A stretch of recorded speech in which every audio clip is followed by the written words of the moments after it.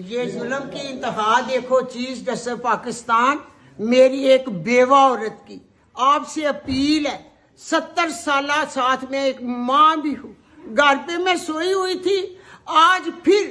خواجہ آصف نے میرے گھر پر حملہ کرایا۔ یہ دیکھو میرا دروازہ توڑ کر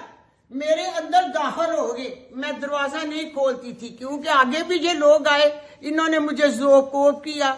میرے سر سے چادر اتاری، میرے بال کھینچے، جو ویڈیو سوشل میڈیا پر ہے آپ وہ بھی ثبوت دیکھ سکتے ہیں۔ اب میں نے اپنے الیکشن کے کاغذ جمع کرانے جانا ہے، یہ میرے اپنے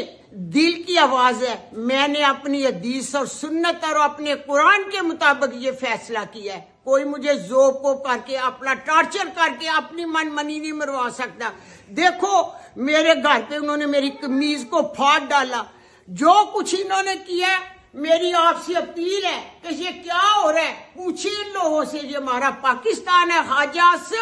میرا چیلنج ہے کہ میرے گھر کو پڈوسر سے بھی ڈھیر لگا دو اور میدان میں آؤ،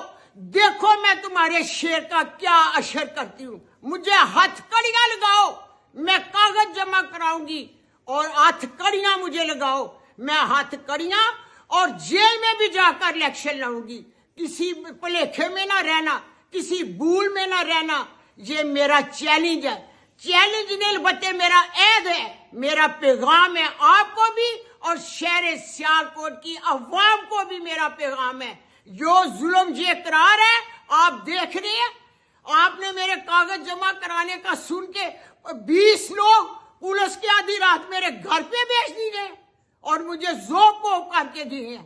میری اپیل ہے کہ میں چیف جسٹس صاحب سے انصاف چاہتی ہوں، مجھے انصاف ملے، مجھے انصاف ملے۔